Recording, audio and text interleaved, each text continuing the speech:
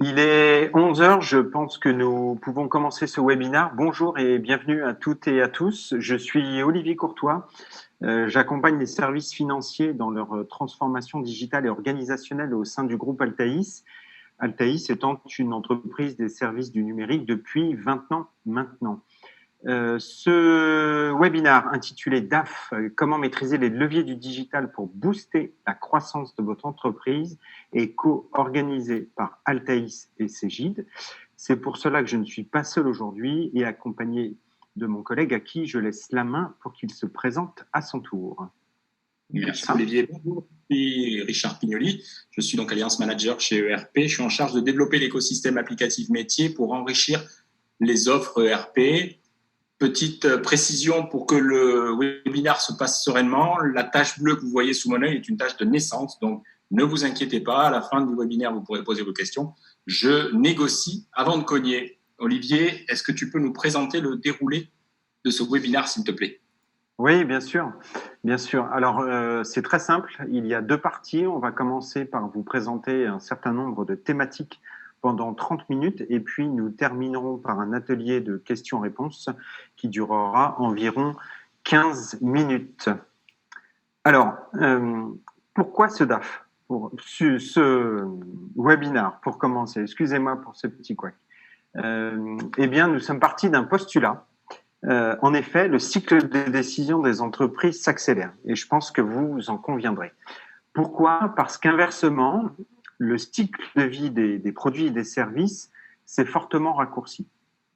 Donc, il faut aujourd'hui, dans beaucoup d'entreprises, assurer un renouvellement de l'offre, conquérir des nouveaux marchés, de nouveaux clients et pour certaines entreprises, aller à l'international.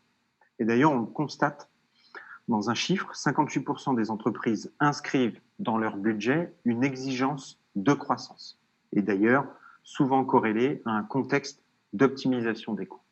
Alors la grande question est comment faire mieux dans ce contexte d'accélération avec autant et moins de ressources.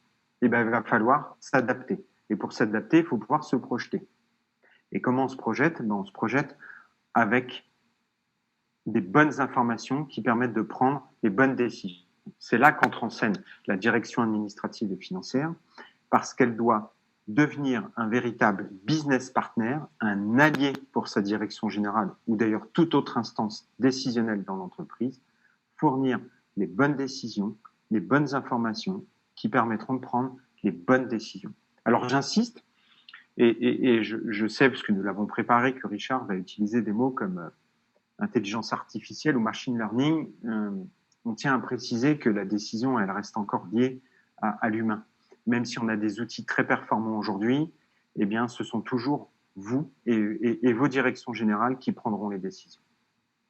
Alors, de ce postulat, bien évidemment, c'est affiché depuis quelques instants, nous avons ressorti un certain nombre de problématiques auxquelles nous allons répondre et que sont bien évidemment votre rôle en tant que DAF, j'entends service à uniquement le directeur administratif et financier, quel est votre rôle dans la stratégie de croissance, l'impact des avancées technologiques sur votre métier, comment vous préparez face aux nouveaux risques et quelle est de manière générale l'évolution de votre métier en 2021 et au-delà.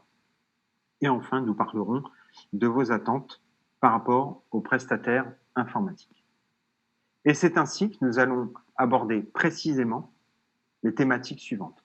Le pilotage de la performance, l'harmonisation des process, la maîtrise des risques, l'optimisation du cash. Et puis pour mettre en lumière ces 4 premiers points, nous aborderons des enjeux humains que sont les talents, les recrutements en interne et une fois de plus le rôle du partenaire.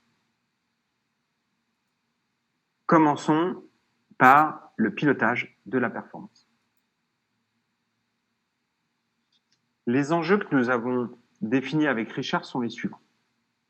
Comment accompagner la croissance en apportant une information de gestion pertinente, de manière qualitative et tournée vers l'anticipation pour faciliter la prise de décision. On peut le dire autrement, mais ce n'est pas tout à fait la même chose.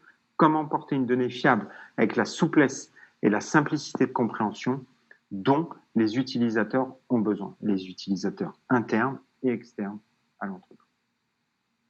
Avant de vous proposer les solutions, pour répondre à ces enjeux, il faut avoir conscience de votre quotidien, des freins que vous rencontrez au quotidien.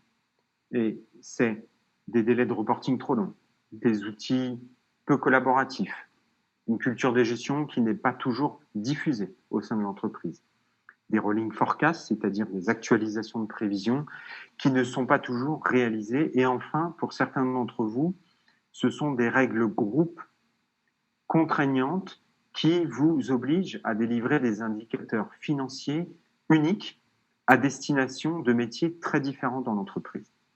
C'est pourquoi nous vous proposons les solutions suivantes. Améliorer la qualité des informations et des analyses, optimiser les processus prévisionnels et raccourcir les délais de reporting. Et je laisse tout de suite la main à Richard pour qu'il nous apporte un éclairage concret sur cette première thématique. Merci Olivier. Alors, avant d'apporter l'éclairage et de vous présenter un petit peu les solutions qu'on vous propose, je voudrais vous parler d'une situation que j'aime beaucoup et qui aujourd'hui est d'actualité parce que le Gartner appelle ça l'ERP postmoderne. En fait, on n'est plus à l'époque des plateformes tout intégrées, mais on est à l'ère des plateformes qui intègrent tout. Donc, ça demande aujourd'hui d'avoir une agilité, une interopérabilité avec des solutions externes qui vont vous aider à mieux piloter votre performance. Vous ne pouvez pas vous contenter de ce que vous avez en interne aujourd'hui et des quelques données qui vont être de ci, de là, éventuellement non mutualisées. Et tu parlais, Olivier, de collaboratif. Effectivement, aujourd'hui, si on veut améliorer, par exemple, la qualité des informations et des analyses qu'on a, qu'on porte, qu'on donne, en fait, il est nécessaire de se doter d'un SI qui soit collaboratif, agile, évolutif. On ne peut plus se permettre d'avoir une information qui appartient à telle personne ou à tel service. On doit pouvoir s'appuyer sur des données externes fiables. On doit pouvoir les intégrer naturellement parce que ça va très vite aujourd'hui. Les informations, pour 90% d'entre elles aujourd'hui, arrivent dans les 10 dernières secondes dans l'ERP. Et on verra plus tard dans cette présentation qu'il existe des outils qui vous permettent justement de fiabiliser, de sécuriser ces informations-là. Tout ça, ça permet d'optimiser les processus prévisionnels. Ça s'enchaîne naturellement, on va dire, parce qu'il est important de centraliser les informations aujourd'hui, comme je le disais tout à l'heure, de tous les acteurs de l'entreprise, de manière à ce qu'ils la partagent, à ce qu'ils l'enrichissent. On parle par exemple des prévisions de vente. Si vous avez un CRM qui est nativement intégré, vous allez pouvoir avoir de la visibilité sur vos opportunités de business. On va parler aussi des projections d'achat. Si vous avez un outil qui vous permet d'avoir une belle vision, une vision claire et précise sur votre calcul de besoins, on parle de CBN, le calcul de besoins net, eh bien en fait, vous allez pouvoir mieux piloter vos achats. Et le tout dans un partage qui va profiter à chacun, puisqu'il vous permettra de monitorer éventuellement aussi l'avancement de chacune des étapes de vos projets. L'optimisation des processus, ça a pour conséquence que ça, et comme tu disais Olivier, la collaboration autour du SI va vous permettre en fait de vous raccourcir les délais de reporting en fonction de la maturité de votre entreprise et pas forcément de sa taille. Ça, j'insiste, c'est pas parce qu'on est une grosse société qu'on a des besoins matures et c'est pas parce qu'on est une petite PME qu'on n'a pas des besoins d'expertise. Vous allez pouvoir utiliser des indicateurs métiers qui sont nativement dans votre solution, mais vous allez pouvoir aussi vous doter d'un outil de business intelligence, voire même, pour les entreprises les plus grandes et les plus matures, d'un EPM, un outil de gestion de la performance d'entreprise. Vous connaissez peut-être Board, qui en est un exemple assez caractéristique. Grâce à la mutualisation de ces informations-là, vous allez alimenter en temps réel les KPI de chacun, et du coup, vous allez pouvoir anticiper plutôt que réagir. Et ça, c'est très important. Aujourd'hui, à la vitesse à laquelle évolue le monde, on ne peut pas se permettre de réagir. Il faut anticiper pour mieux prévoir. Et tout ça en raccourcissant les délais de reporting. Malgré tout ça, il y a encore des adeptes d'Excel. Vous savez qu'Excel est le plus gros ERP utilisé dans le monde par le plus grand nombre. Et la solution, elle peut être aussi de vous appuyer sur les données qui sont dans votre SI pour les transférer à l'extérieur et les enrichir à l'extérieur. Pourquoi pas dans Excel si vous êtes un grand manipulateur de cette solution. En fait, je vais vous inviter à découvrir une petite vidéo sur un outil qui est aussi souple qu'efficace, qui s'appelle Velixo. Avec Velixo, vous construisez en fait vous-même vos reporting dans Excel. vous faites vos formules, vous construisez vos tableaux, vous allez pouvoir les consulter et en fait, vous allez enrichir vos tableaux Excel à partir de votre système d'information. Alors bien entendu, ça respecte les droits d'utilisateur, les droits de ce que vous pouvez voir et faire dans le logiciel de gestion. Vous allez pouvoir réactualiser les données en temps réel. Vous allez pouvoir analyser tel ou tel département, tel ou tel exercice pour le comparer en fonction des formules que vous aurez rentrées dans votre tableau. Vous allez utiliser en fait tout simplement une barre d'outils qui est dédiée à votre SI et qui va vous permettre en plus de remonter dans le système d'information depuis Excel pour retrouver la source de l'information que vous avez fait apparaître dans votre tableur. Donc tout ça, vous voyez, on le voit à l'écran, vous pouvez retrouver une facture, vous pouvez retrouver des projets, vous pouvez retrouver des informations analytiques de votre compte d'exploitation. Et puis, du coup, Delixo va vous permettre comme ça d'avoir cette souplesse. Par ailleurs, je vous donne un exemple parce qu'il est assez impressionnant. Il existe en France une franchise de fast-food autour du poulet. On ne peut pas faire de pub dans ce webinaire, donc je ne la citerai pas, qui a de nombreux restaurants. Eh bien, sachez qu'elle utilise cet outil-là pour faire ses clôtures mensuelles et ses reportings de clôture mensuelle. Et pour l'ensemble de ces restaurants en France, je crois qu'il y en a plus de 50, elle arrive à faire son reporting en 3 ou 4 clics et moins de 5 minutes parce qu'elle consolide tout dans Excel. Donc voilà un petit peu ce qu'on pouvait vous dire pour le pilotage de la performance et quelques solutions qu'on vous a proposées. Je te propose, Olivier, maintenant d'aborder l'harmonisation des process parce que c'est une des solutions aussi pour améliorer le pilotage de la performance. Volontiers, merci Richard. Et effectivement, l'harmonisation des process est un enjeu majeur. L'enjeu, on le résume de la manière suivante. Il va falloir standardiser et harmoniser vos process, faire en sorte qu'ils soient digitalisés et automatisés. Et puis, vous vous apercevrez qu'une fois que c'est en place, vous optimiserez en plus le coût de la filière finance. Alors, une fois de plus, pour répondre à ces enjeux, il faut être conscient de certains faits au quotidien, à savoir qu'il y a encore aujourd'hui trop de tâches répétitives et chronophages, mais qui sont pourtant essentielles. Vous passez beaucoup de temps à produire les chiffres comparativement à leur exploitation. Les process ne sont pas toujours définis et maîtrisés au sein des organisations, et donc les flux ne sont pas toujours sécurisés, ce qui peut porter atteinte à la fiabilité des données. C'est pourquoi nous vous proposons avec Richard d'aborder certaines solutions, des solutions participatives qui permettent la continuité et le partage de l'information, des process d'automatisation et de pilotage de votre clôture, et enfin, l'harmonisation des process et des fonctionnements. Et Richard, à qui je laisse la main, va parler de sécurisation de process, de virement et de bénéfices par la dématérialisation. Oui, merci. En fait, aujourd'hui, comment est-ce qu'on peut arriver à harmoniser ces process? Tout simplement en donnant à l'information un enrichissement individuel. C'est-à-dire chacun va apporter sa pierre à l'édifice plutôt que l'information soit utilisée dans un département, dans un service ou par une seule personne et que derrière on ait à la retravailler, à la ressaisir ou éventuellement à la rechercher tout simplement. Par exemple, la traçabilité d'un numéro de lot, de la réception de la marchandise via un WMS connecté à son système d'information jusqu'à son expédition au client final, on doit pouvoir enrichir l'information, notamment l'équipe qualité, par exemple, peut intervenir pour donner de l'information autour de ce numéro de lot. Elle peut être aussi récupérée par le SAV et utilisée dans le cadre d'un suivi client si jamais il y a un souci. Et pour autant, en parallèle de ça, ces deux services doivent pouvoir contribuer à la rendre exploitable, cette information, de manière à ce qu'en mobilité, le commercial puisse l'utiliser quand il est chez son client. Donc, vous voyez que si tout le monde construit quelque chose, apporte sa pierre à l'édifice, eh bien, on est participatif plutôt que exclusif. Et dans ce cas-là, chacun bénéficie de l'enrichissement de l'autre.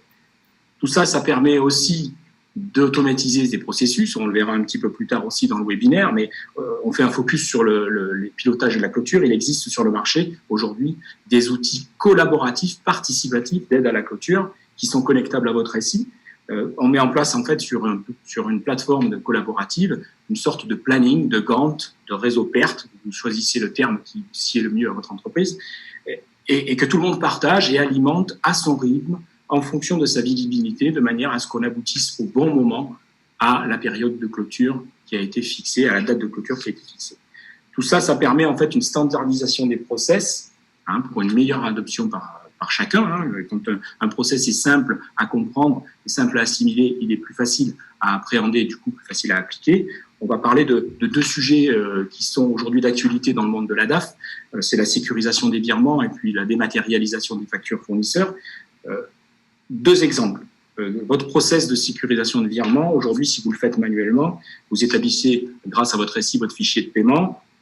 Vous nommez ensuite une personne qui va pouvoir le contrôler, le valider, et vous devez normalement, si vous voulez sécuriser un tant soit peu vos process, déterminer un signataire qui soit différent de, à minima, la personne qui a validé le paiement pour être sûr qu'il n'y a pas de problème, de risque de fraude à ce niveau-là.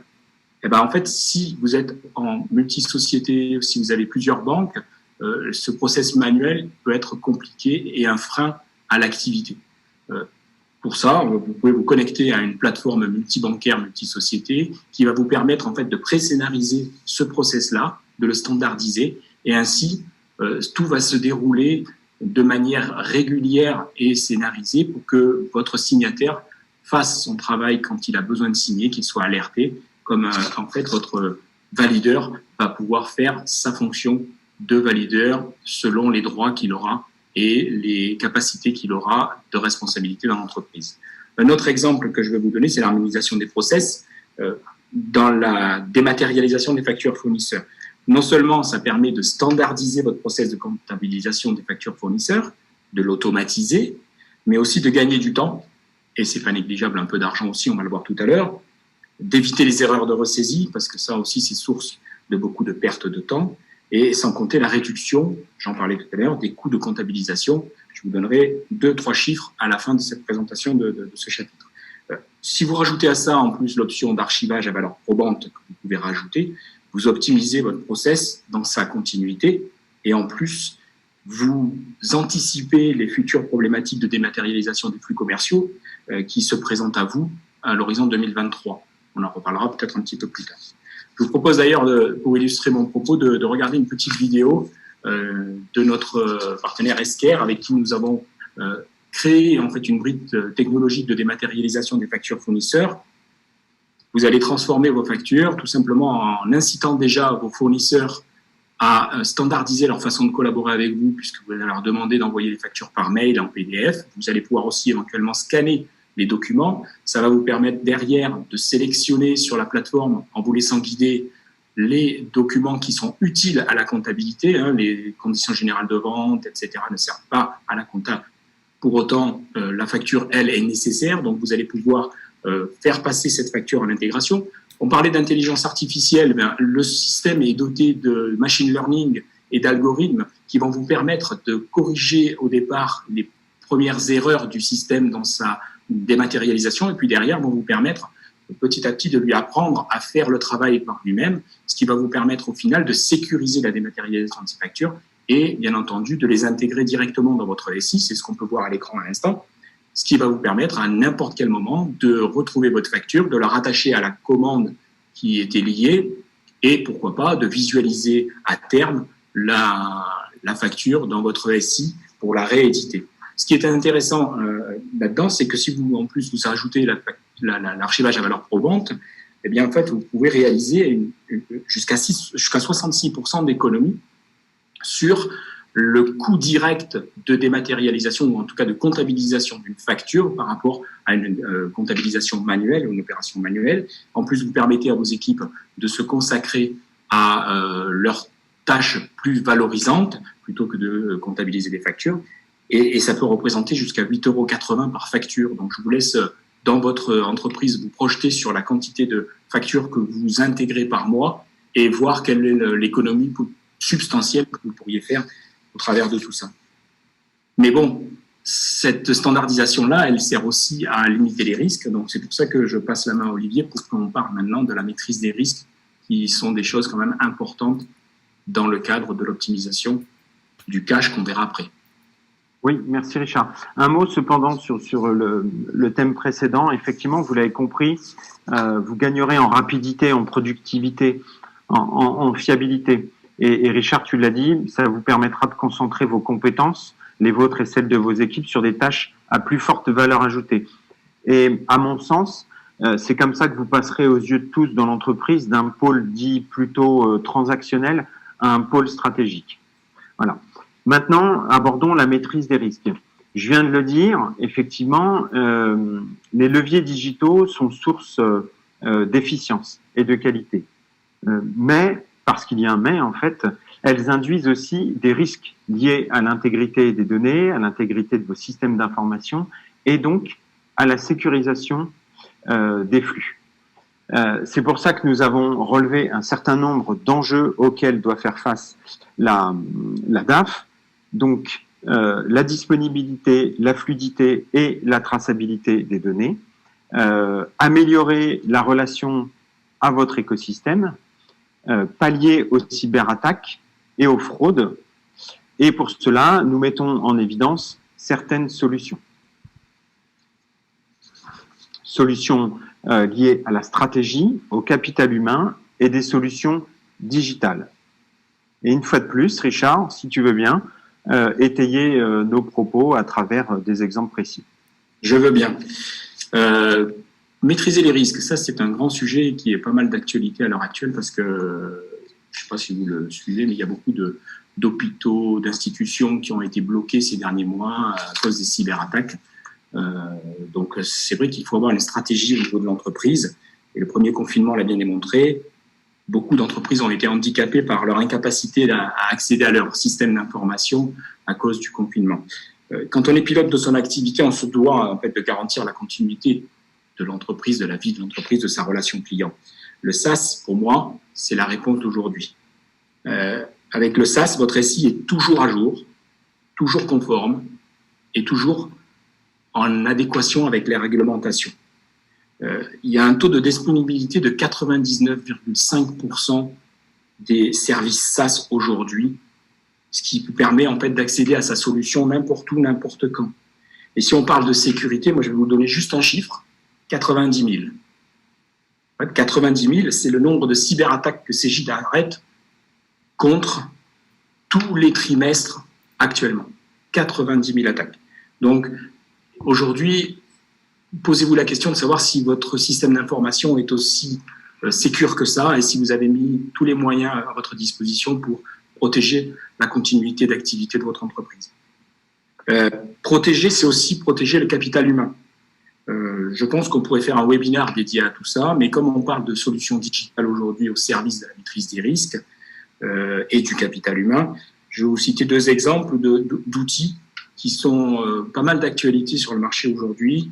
Il y a notamment des outils d'aide à la gestion des comportements non éthiques. Vous connaissez probablement la loi Sapin 2, avec tout ce qui est corruption, tout ce qui est fraude et cadeaux dissimulés. Eh bien, en fait, il existe aujourd'hui des solutions de collaboration et de gestion pour les entreprises à ce niveau-là. Et le deuxième exemple et le deuxième outil que je voudrais vous donner, c'est celui en fait de l'impact RSE de votre entreprise. Et il existe, sachez-le, aujourd'hui des outils qui permettent d'établir, d'éditer des indicateurs RSE à partir du FEC, tout simplement. Alors pour les grosses sociétés, vous avez en général un cabinet de consulting, mais il existe aujourd'hui, à partir du FEC, la possibilité de vous créer un outil de pilotage de votre impact RSE, de votre responsabilité sociétale, de manière à pouvoir avancer et pourquoi pas demain le présenter à des investisseurs. La maîtrise du risque, c'est aussi, bien sûr, des solutions digitales, puisque c'est un petit peu la thématique de ce webinaire. Et afin de mieux maîtriser les risques, en plus de l'harmonisation de vos process internes qui permettent aussi de sécuriser certaines erreurs, vous pouvez vous appuyer sur des solutions digitales intégrables à votre SI. Elles peuvent tracer l'activité, on parle là de pistes d'audit, audit trail en anglais. Vous pouvez sécuriser vos échanges de données ou voire même vérifier les données elles-mêmes. C'est le cas par exemple d'une solution de prévention contre la fraude au RIB. Aujourd'hui, cette solution-là, avant de payer un fournisseur, il peut être intéressant, voire même vital, de vérifier que le RIB que vous allez payer est bien celui de la société que vous allez payer. Et vous avez en fait des solutions qui travaillent dans l'ombre, comme ça, digitales, qui vont en fait questionner et vérifier l'appairage, la correspondance RIB-SIRET, et vous lancez une alerte si jamais vous n'avez pas, vous avez en fait un RIB qui ne correspond pas à cette société-là ou vice-versa. Donc, n'hésitez pas, sécurisez votre donnée, sécurisez vos paiements, et comme ça, vous assurerez une amélioration du cash, on va le voir. Je vous ai préparé une petite illustration à propos de fraude et de sécurité. Aujourd'hui, Olivier, tu l'as dit, on est à peu près 70 sociétés, 70 personnes dans la salle pour ce webinaire. Eh bien, sachez que sur les 70, il y en a pratiquement 50 qui ont déjà subi en 2020 une tentative de fraude. Donc, parmi vous, il y en a forcément qui ont déjà eu une attaque de malfaiteurs. La fraude au virement, c'est plus 24% de croissance entre 2018 et 2019. Et c'est pas peu dire, parce que aujourd'hui, le principal outil de fraude à l'usurpateur d'identité, c'est le faux fournisseur. Ce n'est plus la fraude au président qu'on a connue à une époque. Aujourd'hui, c'est vraiment la fraude au RIB qui compose la majorité des cyberattaques et des malversations qu'on peut connaître. Donc voilà pour ce qui est de la maîtrise des risques. Tout ça a pour finalité en fait de vous aider, entre autres, à optimiser le cash. Je te propose, Olivier, de reprendre la main pour parler de ce sujet-là qui, je crois, tu disais lors des répétitions, cash is king. Oui, c'est ça, Richard. Cash is king, effectivement. Alors, concernant cette thématique, on n'a pas pour ambition aujourd'hui avec Richard de vous présenter, de vous parler de solutions qui gèrent vos actifs ou optimisent vos placements. Chez Altéis, on a davantage des solutions, des organisations, des partenaires qui n'ont pas forcément de pôle dédié à la trésorerie. Donc, on va pas sur ces terrains-là. Pour autant, effectivement, cash is king, on sait très bien que la trésorerie reste le nerf de la guerre. Et la trésorerie est un mode de financement qui va vous permettre d'investir, de prendre des orientations, et c'est tout l'enjeu de la DAF, on le disait. Grâce à ces investissements et ces orientations, c'est pour votre entreprise la possibilité de rester compétitive et pour gagner des marchés et des nouveaux clients. Donc, dans la mesure où le cash est, selon nous, la résultante de plusieurs points, les enjeux nous semblent assez évidents. Effectivement, pour optimiser le cash, il faut piloter correctement l'activité, harmoniser les process et maîtriser les risques. On en a déjà suffisamment parlé. Et c'est pour ça que nous vous proposons des solutions liées à la sécurisation du choix de vos partenaires, à l'anticipation des flux et à la fiabilisation des prévisions. Richard ? Effectivement, oui, ces trois solutions résument bien comment on peut s'armer pour optimiser son cash, en fait. On en a déjà parlé tout au long de la présentation, harmoniser les process, anticiper, avoir de la visibilité sur les flux, c'est quelque chose qui était important. Moi, je vais m'attacher à vous donner 2-3 petits bonus concernant ces solutions-là. Pour sécuriser sa relation partenaire, on a la capacité déjà d'agir dès la création du tiers dans votre SI. Vous pouvez questionner des plateformes externes pour vérifier des données économiques, financières. Vous connaissez peut-être déjà InfoLegal ou Altares, sur lesquels vous pouvez vous appuyer. Et il existe aussi, pour des fournisseurs qui sont des fournisseurs stratégiques, ou des partenaires qui sont des partenaires stratégiques, il existe des solutions qui peuvent compléter ces dispositifs en vérifiant la conformité de ce partenaire, de manière à ce que, commercialement, derrière, vous soyez serein dans la relation commerciale. Vous connaissez peut-être un acteur qui s'appelle Provigis, qui, lui, va vous permettre d'aller obtenir toute l'assurance possible concernant la conformité de ce partenaire versus la législation. On peut aussi anticiper les flux. On a déjà parlé des opportunités business qui viennent alimenter votre activité commerciale, vos ventes, mais est-ce que vous saviez que vous pouvez aussi, au travers d'une plateforme collaborative, monitorer vos flux d'achat et avoir de la visibilité sur vos flux d'achat concernant le suivi de vos commandes fournisseurs. C'est en fait un concept tout simple où chacun autour d'une commande d'achat, qu'on soit fournisseur, qu'on soit transitaire ou autre acteur du process de livraison de cette commande, eh bien, en fait, vous allez pouvoir enrichir l'information autour de cette commande. Ainsi, l'acheteur va pouvoir voir un petit peu quelles sont les dates de livraison, est-ce qu'elles vont être respectées, est-ce que les quantités vont être respectées, et voir où est-ce qu'on en est pour pouvoir réagir par rapport à la continuité de l'activité de l'entreprise. Et bien entendu, on ne pourrait pas parler d'anticipation des flux sans parler de gestion de la relance des débiteurs, parce que si on veut piloter un tant soit peu son crédit client, il faut se doter d'une solution qui soit conforme à sa maturité d'entreprise. Il y a des systèmes d'information qui proposent en fait de préparamétrer certaines actions de manière toute simple. Par contre, vous pouvez aussi vous doter d'une solution métier directement dédiée au recouvrement crédit client. Vous connaissez Clearnox peut-être, qui soit disponible sur le marché et qui soit surtout interconnecté à votre solution. Fiabiliser les prévisions, c'est aussi anticiper les flux, c'est la résultante de l'anticipation des flux et de la sécurité de sa relation partenaire. On va pouvoir se contenter d'un simple échéancier, avec la mise en relation, la mise en regard de date de règlement des factures clients, date de règlement des factures fournisseurs, et là déjà on a une première étape. Mais en fait, vous pouvez aussi vous doter et vous connecter à un système beaucoup plus abouti, beaucoup plus large en matière de compétences fonctionnelles, qui va vous gérer du multisociété, du multicompte bancaire. Soit vous optez pour une solution toute simple, comme Agicap par exemple, ou des solutions beaucoup plus poussées qui sont sur le marché aujourd'hui, comme Kiriba. Assurez-vous simplement que les solutions que vous allez choisir soient connectées et interopérables avec votre système d'information si vous voulez en tirer le meilleur parti. Voilà ce que je pouvais dire éventuellement sur des solutions, des petits bonus de solutions digitales concernant l'optimisation du cash.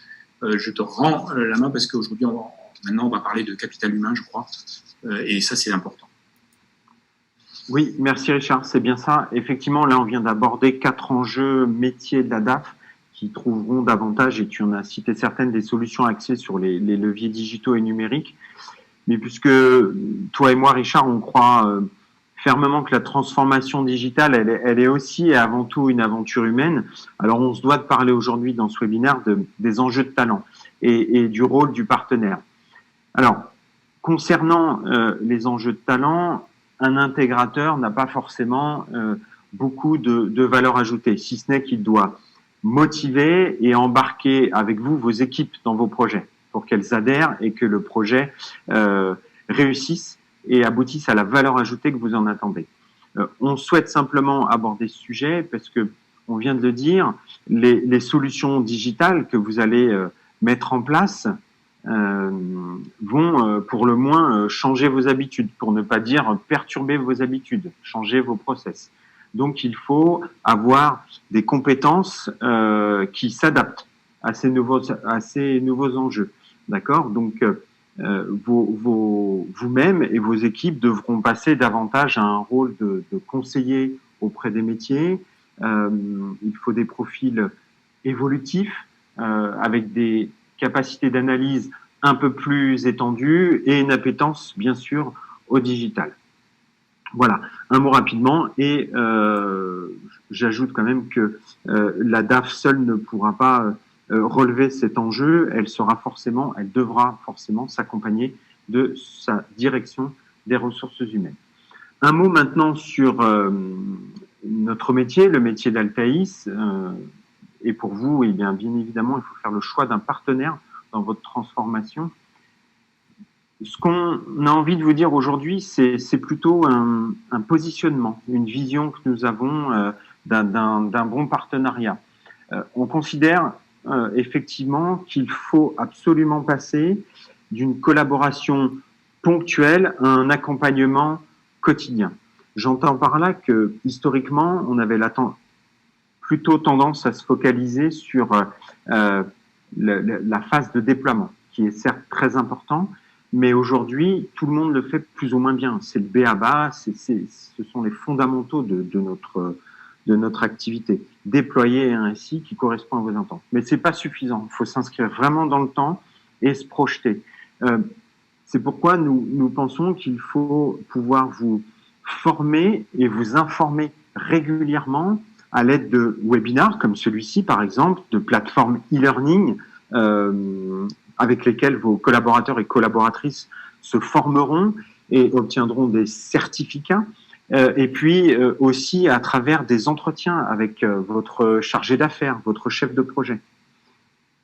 Pour nous, c'est essentiel. Et puis, bien évidemment, je parlais de l'aspect post-déploiement, ce qui m'incite à penser qu'on doit, une fois de plus, s'élever et mettre un peu de côté les aspects techniques de notre métier pour aller sur une expertise plutôt. Et c'est parce que vous aurez en face de vous des interlocuteurs qui comprennent votre métier, qui comprennent vos enjeux, que nous serons en capacité de vous conseiller, d'être force de proposition et de fixer avec vous une trajectoire, excusez-moi. La trajectoire est très importante. Voilà, et puis je terminerai par un point essentiel, une fois de plus, c'est la proactivité d'un partenaire. Effectivement, en tant que spécialiste du digital, on se doit d'être à l'écoute, d'être en veille du marché sur ce qui se passe technologiquement, et bien pour savoir quelles sont les nouvelles tendances et les bonnes pratiques de demain, et puis pour vous conseiller, vous sensibiliser aux apports de nouvelles solutions pour améliorer votre quotidien.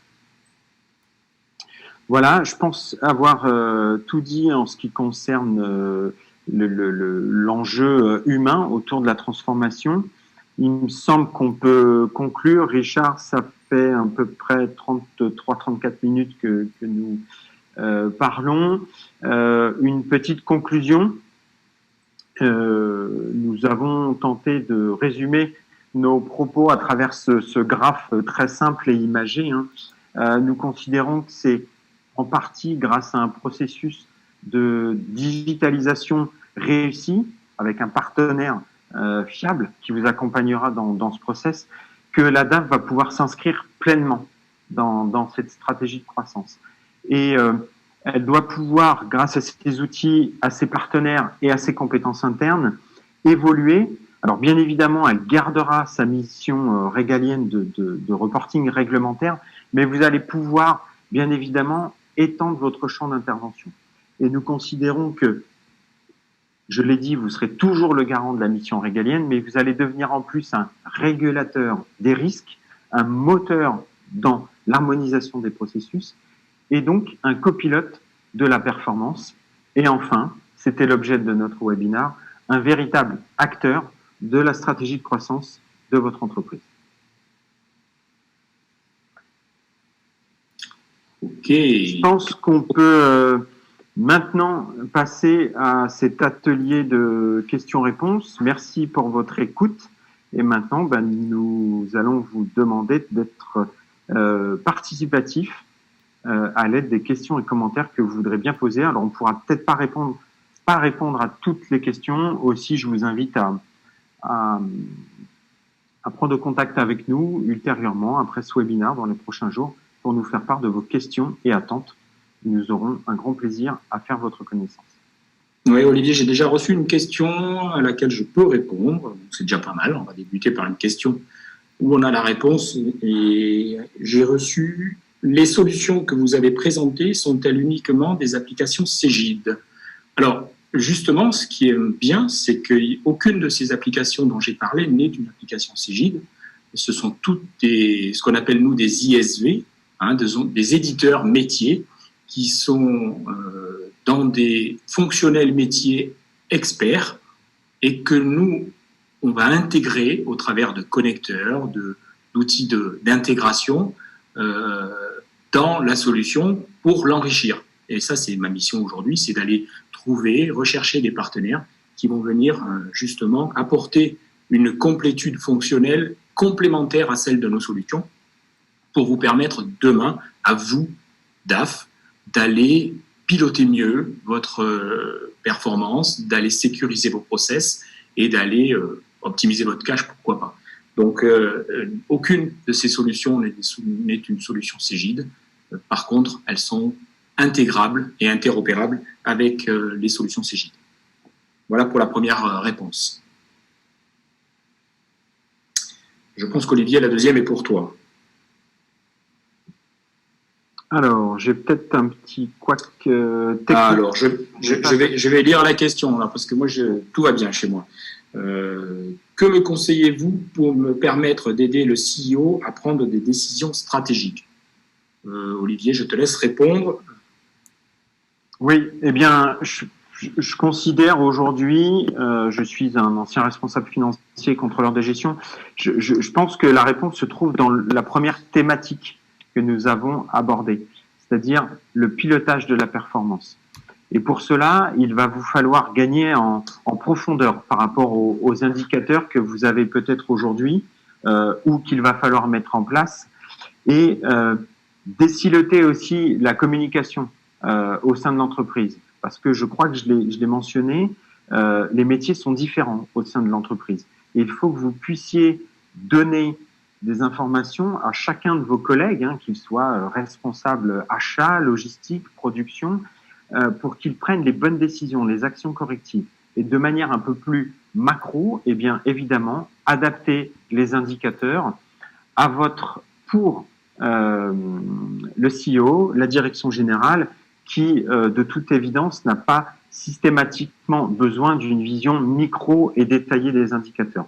Donc, ma réponse est clairement orientée sur la mise en place d'indicateurs pertinents et je termine en disant que ces indicateurs doivent être fiables, donc il faut pouvoir s'appuyer sur un SI conforme et une information donnée en temps réel.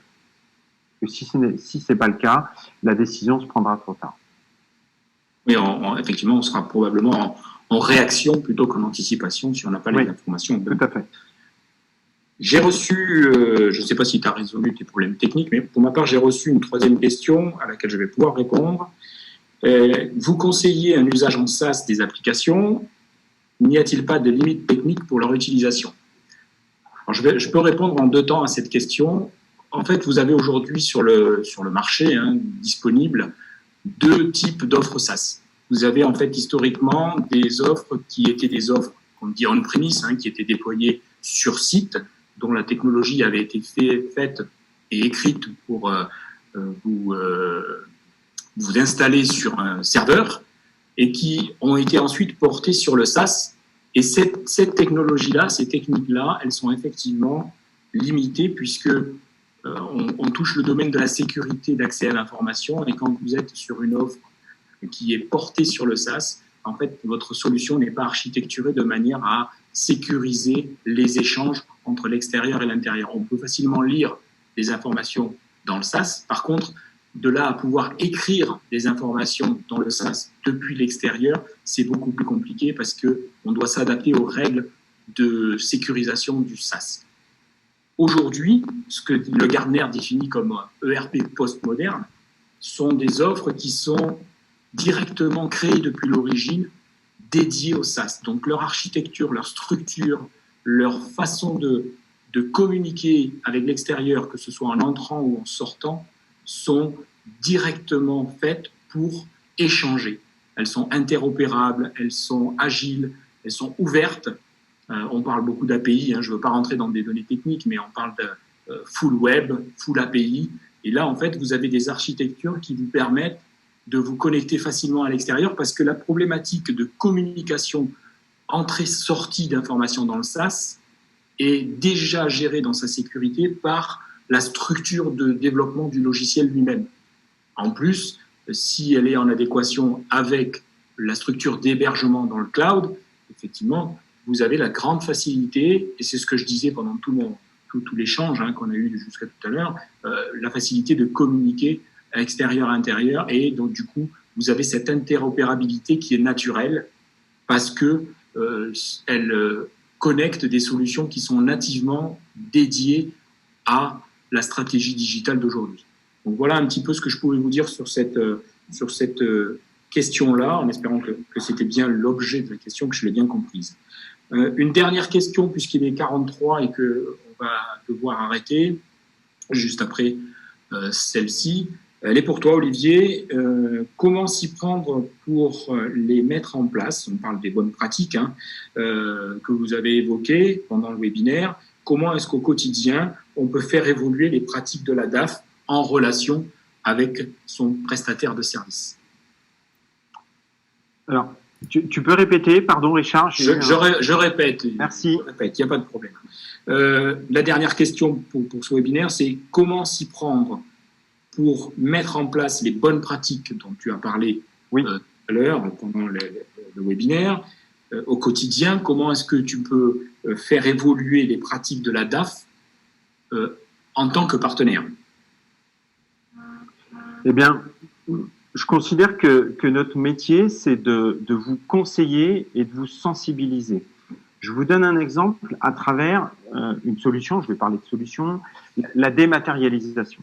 La dématérialisation, elle va vous imposer un processus. Mais bien évidemment, les solutions d'aujourd'hui, elles ne sont pas figées sur un processus. Elles sont capables de s'adapter au processus qui est en place aujourd'hui, mais qui n'est pas forcément harmonisé et sécurisé dans l'entreprise.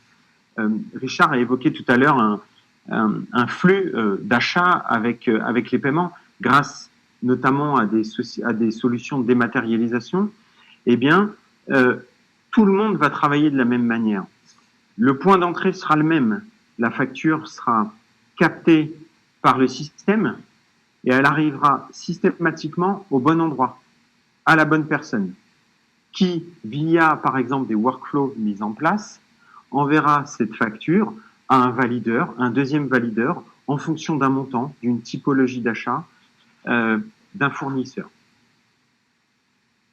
C'est en cela que le partenaire peut vous conseiller dans l'harmonisation des process et le fait de mettre en place des bonnes pratiques, des bons usages. On n'a pas pour vocation à vous aider à mettre en place des procédures de travail, mais à vous fournir des solutions qui vont vous aider à réfléchir justement sur vos process. Allez, Olivier, tu as été bon, je trouve, sur cette question, donc tu as droit à une question bonus avant de conclure. Je te taquine un peu.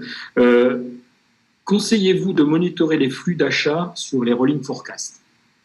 Là, je ne peux pas répondre parce que je ne suis pas expert de la DAF et de la finance, mais toi, tu devrais pouvoir nous aider. Est-ce qu'on doit monitorer les flux d'achat sur les rolling forecasts? Bonne question. Bonne question. Est-ce que je suis un avis? Pas forcément, pas forcément. C'était un piège alors. Je prends le point. C'est bien parce qu'on finit en beauté. Il est évident que de toute façon, les achats doivent être pilotés, bien évidemment. On doit savoir quels sont les engagements de dépenses. Et une fois de plus, pardonnez-moi de parler de solution, mais l'intérêt d'une dématérialisation, c'est que vous aurez connaissance de tous les documents, toutes les factures d'achat, quelle que soit leur origine. Vous avez un contexte multisite, vous avez 5, 10, 15 sociétés avec des responsables de site qui ont pour habitude, on ne peut pas forcément leur en vouloir, de vous donner les informations un peu tardivement.